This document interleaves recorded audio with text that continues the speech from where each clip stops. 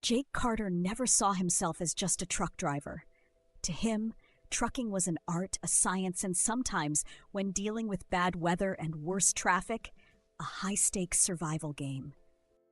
While others dismissed the job as just sitting and driving, Jake knew better. He understood the precision required to back an 18-wheeler into a tight dock at 2 a.m., the patience needed to deal with stubborn dispatchers, and the skill to navigate icy mountain roads without turning his rig into a high-speed sled. From the very beginning, Jake took pride in his work. He kept his truck spotless, maintained it better than some people took care of their kids, and always delivered on time. His reputation grew, and soon he had a nickname, Big Wheels Carter. Because if it had wheels and an engine, he could handle it. One of Jake's most legendary stories involved a trip through the Rockies in the dead of winter.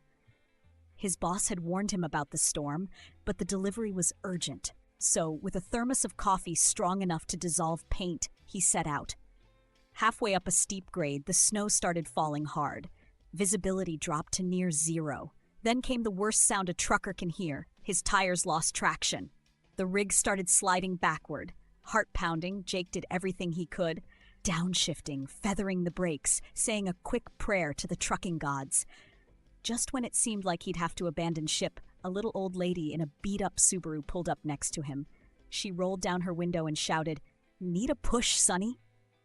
Jake laughed so hard he nearly forgot his situation.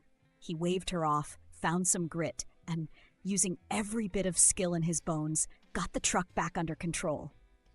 When he finally rolled into the delivery yard, he was white as a ghost, but the shipment was on time.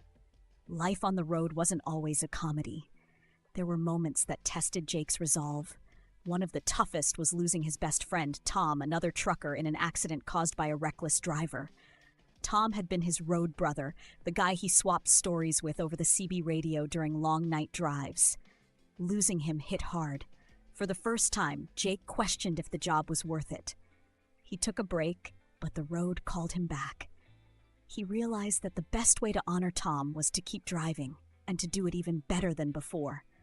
From that day on, Jake made safety his #1 priority.